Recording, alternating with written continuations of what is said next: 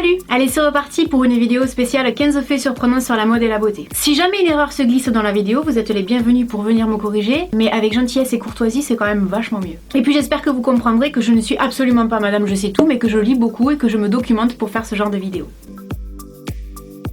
Selon une étude publiée par le scientifique Guillermo Amador, en moyenne, la longueur d'un cil doit correspondre à 1/3 de la largeur de l'œil. En fait, cette dimension qui a été observée chez plus de 22 mammifères différents a une signification. Elle permet de réduire le flux d'air qui arrive sur la surface de l'œil et limite donc la déshydratation et le dépôt de particules aériennes de l'ordre d'environ 50%.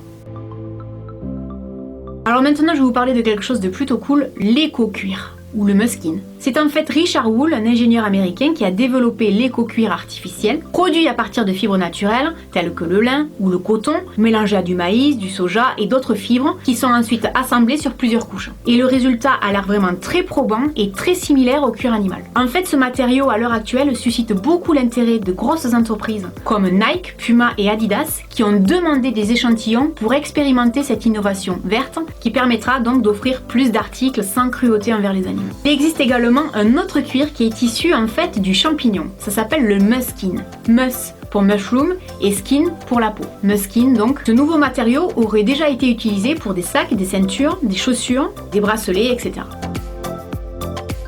Alors à l'origine, le mascara était une poudre d'antimoine. En fait, l'antimoine est une roche noire au reflet bleuté qu'on concassait et qu'on broyait jusqu'à donner une poudre dont on en tirait un collier, le col. Les Français l'ont découvert lors de la conquête de l'Algérie, dans la région de Mascara au milieu du 19e siècle, parce que les tribus nomades des hauts plateaux l'utilisaient comme produit de beauté, mais aussi pour se prémunir des différentes maladies des yeux. Donc en fait, ce qu'il faut savoir, c'est que l'ancienne version du mascara était sous forme de pain. En fait, les utilisatrices mouillaient une brosse, la frottaient sur le pain de mascara, puis l'appliquaient sur les yeux. Et puisqu'on parle de l'Algérie, j'en profite pour faire un énorme bisou à toutes les filles qui me suivent depuis ce magnifique pays, ainsi qu'à toutes les autres filles qui me suivent depuis les autres pays du Maghreb.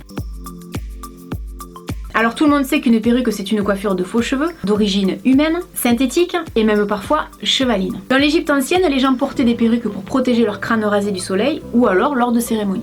Et de nos jours, en Grande-Bretagne et dans de nombreux pays du Commonwealth, des perruques spéciales sont portées par les avocats et par les juges. Et tenez-vous bien, le port de la perruque a été aboli en 2011 pour les juges irlandais pour des raisons d'économie budgétaire.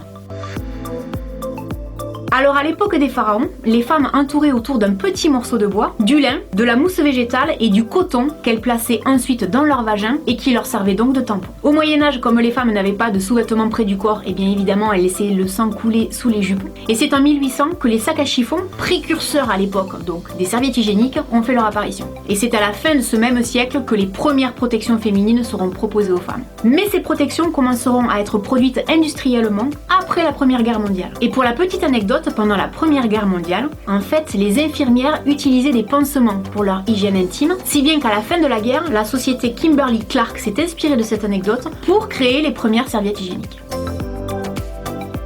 Alors même si le vernis semble avoir été découvert par les Chinois en 3000 avant Jésus-Christ, le dissolvant a été inventé au début des années 1920 dans l'intention d'être utilisé dans le secteur automobile, à une période en fait où les peintures pour auto étaient devenues tendance. Aujourd'hui, les dissolvants sont utilisés pour dissoudre la peinture, la colle, mais aussi dans le secteur des cosmétiques pour nettoyer les ongles.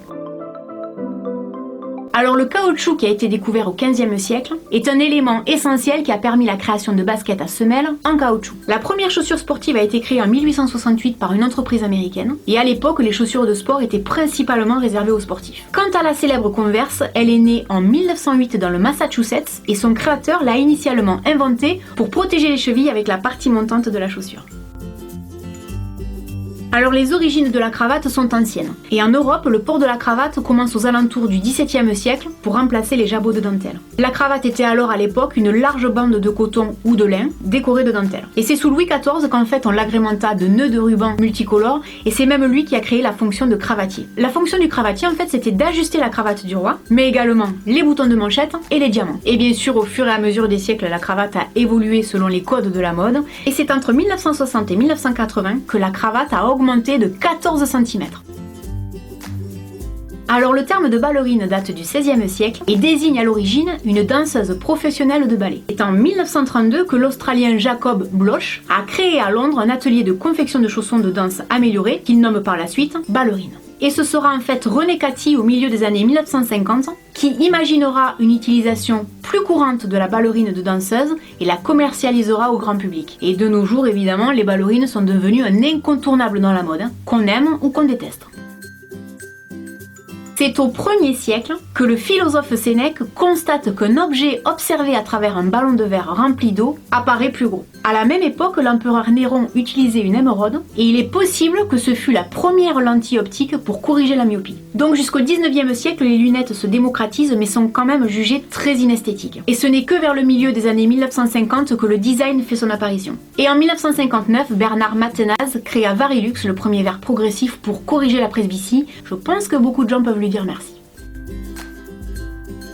Alors l'histoire de la culotte se confond généralement avec les pantalons parce qu'elle s'est portée successivement dessus et dessous les vêtements. La première culotte féminine était en fait un pantalon de coton que les petites filles portaient sous leur robe. Elle fut ensuite imposée aux femmes dans une version raccourcie par les hygiénistes qui en fait refusaient de voir une femme sans sous-vêtements intimes. Alors depuis les années 60 en fait elle ne cesse d'évoluer et on connaît donc maintenant les culottes version taille haute, les tangas, les shorties, les strings, etc. Pour notre plus grand bonheur.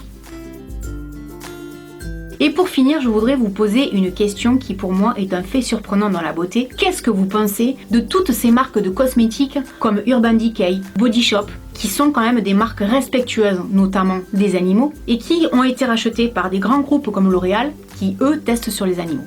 Je voudrais avoir votre avis là-dessus, donc je serais ravie de vous lire et s'il doit y avoir des débats dans les commentaires, s'il vous plaît, soyez respectueux les uns envers les autres. Voilà, j'espère que cette vidéo vous aura appris des choses. N'hésitez pas à me laisser des commentaires et puis je vous dis à très bientôt dans une prochaine vidéo. Salut!